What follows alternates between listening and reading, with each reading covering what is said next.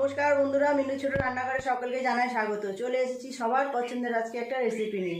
আজ বানাবো ঝিঙে আলু পোস্তর রেসিপি। এটা খেতেও যেমন সুন্দর হয়, দেখতেও ভালো লাগে, সবাইয়ের খুবই পছন্দের রেসিপি। আজকে এই রেসিপিটা আমাকে একজন বানানোর জন্য বলেছিল, সেই জন্য আজকে আমি এটা বানাচ্ছি। ঝিঙে আলু পোস্ত দিয়ে দারুণ স্বাদের একটা রেসিপি, গরম ভাতের সঙ্গে জাস্ট জমে যাবে। চলুন আমি রেসিপিটা তো শুরু করব, তার আগে সবজিগুলো কেটে নিয়ে কী কী নিয়েছি সেটাও আপনাদের দেখিয়ে দেবো। নিয়েছি এখানে ঝিঙে আর আলু আর একটা টমেটো, কচি কচি একদম টাটকা ঝিঙে, এগুলো দিশি ঝিঙে। আর একটা টমেটো নিয়েছি। আমি আগে সবজিগুলো খুব ভালো করে কেটে নেব, কেটে ধুয়ে নিয়ে তারপর রান্নাটা চাপাবো।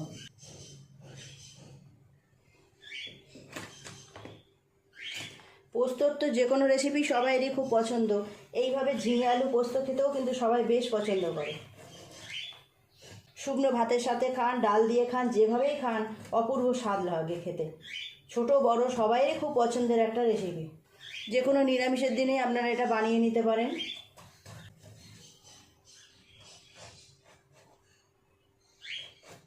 এই রকম সাইজ করলাম, একটু বড় বড় করে কাটলাম।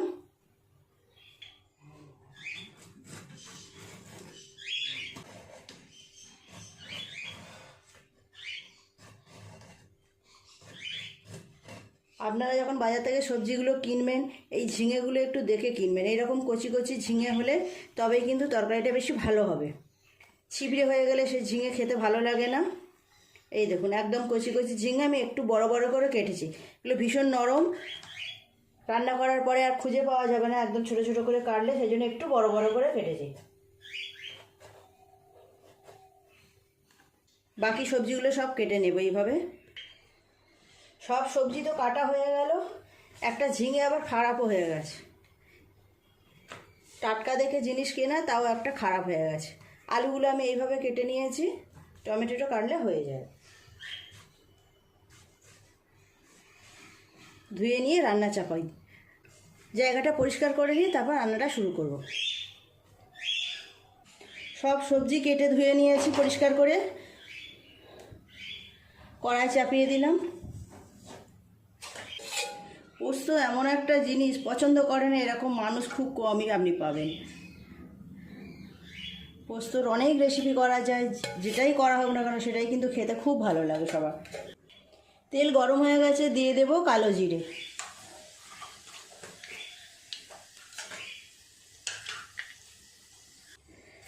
কালো জিরেটা একটু নেড়ে চেড়ে নিয়ে দিয়ে দেব ঝিঙে আর আলু। আপনাদের তো বললাম আজকে এই রেসিপিটা আমাকে একজন বানানোর জন্য বলেছে। আপনারাও এরকম যদি কোনো রেসিপি দেখতে চান অবশ্যই আমাকে কমেন্ট করে জানাবেন, আমি বানিয়ে দেখাবো। ঝিঙে আলুগুলো দিয়ে একটু ভাজা করে নেব।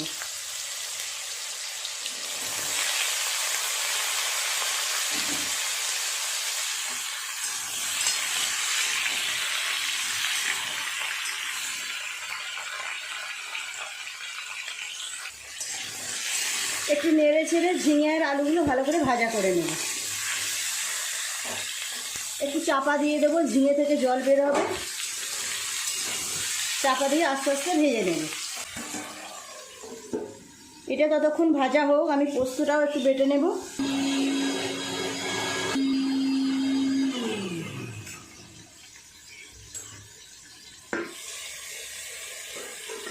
ঢাকাটা খুলে এবার একটু নেড়ে দেবো সবজিগুলো, এইভাবে একটু উল্টে পাল্টিয়ে দেবো।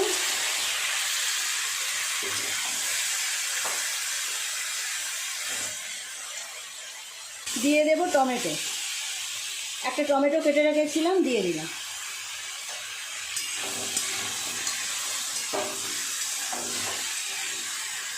আজ আমি একটু অন্যরকমভাবে রান্নাটা করব, টেস্ট খুব সুন্দর হবে, আপনারা দেখতে থাকুন।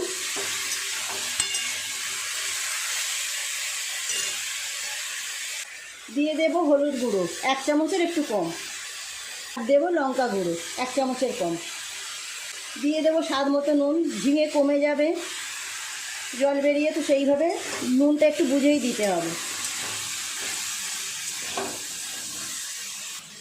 মশলা বলতে এই লঙ্কা, হলুদ, নুন আর পোস্ত বাটা, খুব কম মশলা দিয়েই খুব সুন্দর একটা রেসিপি তৈরি হয়ে যাবে। তবে ঝিঙেটা একটু কমে গেল, একটা ঝিঙে খারাপ হয়ে গিয়ে আর একটু ঝিঙে হলে আরও ভালো হতো। ভালো করে নেড়ে চেড়ে সবজিগুলো একটু ভাজা করে নিয়েছি। জল দিয়ে দেব, খুব বেশি জল দেব না, ঝিঙেগুলো থেকে তো আর একটু জল বের হবে। আর এই রেসিপিটা তো খুব বেশি ঝোল ঝোল হবে না, গায়ে মাখা হবে, আর অল্প একটু জল দিলে হয়ে যাবে।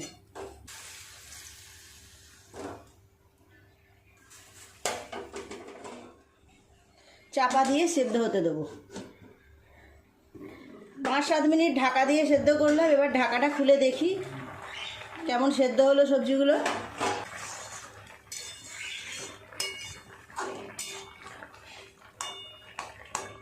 ঝিঙে আলু সব ভালোভাবে সেদ্ধ হয়ে গেছে। দিয়ে দেব বেটে রাখা পোস্ত। এই রান্নায় পোস্তটা একটু বেশি দিতে হবে, তাহলে স্বাদটা ভালো আসবে।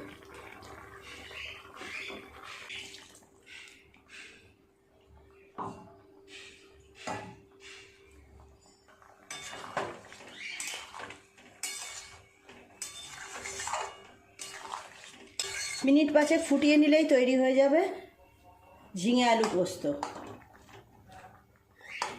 জলটাও আরও কমে যাবে। দিয়ে দেবো 2টো কাঁচা লঙ্কা চেলা করে রাখা। দেবো 1 চামচ চিনি। আপনারা চিনিটা না দিতে চাইলে নাও দিতে পারেন। চিনিটা দিলে টেস্টটা আরও বাড়বে, সেই জন্য একটু চিনি দিলাম। চিনি দিলে একটু খেতেও ভালো লাগবে, মিষ্টি মিষ্টি হবে। আর চাপা দেব না, এইভাবে কিছুক্ষণ ফুটিয়ে নিলেই হয়ে যাবে। ওপর থেকে একটু সর্ষের তেল ছড়িয়ে দেব।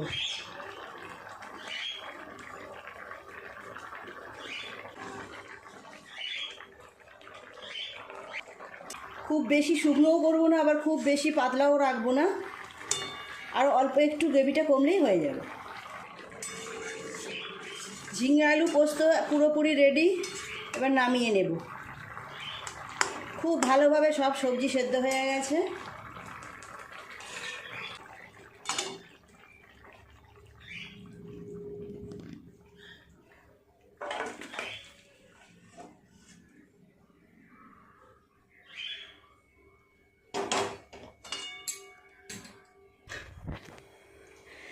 তৈরি হয়ে গেল আজকের দারুণ স্বাদের ঝিঙে আলু পোস্ত রেসিপি। কেমন দেখতে হয়েছে দেখুন, অপূর্ব সুন্দর সেন্ট বেরোচ্ছে।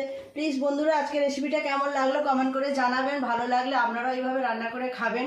আমার চ্যানেলটি সাবস্ক্রাইব করে পাশের বেল ঘন্টিটা ক্লিক করে দেবেন, তাহলে যখনই আমি এরকম নতুন কোনো ভিডিও আপলোড করবো তার সাথে সাথে সবার আগে আপনার নোটিফিকেশনে পৌঁছে যাবে। সবাই খুব ভালো থাকবেন। দেখা হচ্ছে পরের দিন নতুন কোনো ভিডিওর সাথে। নমস্কার।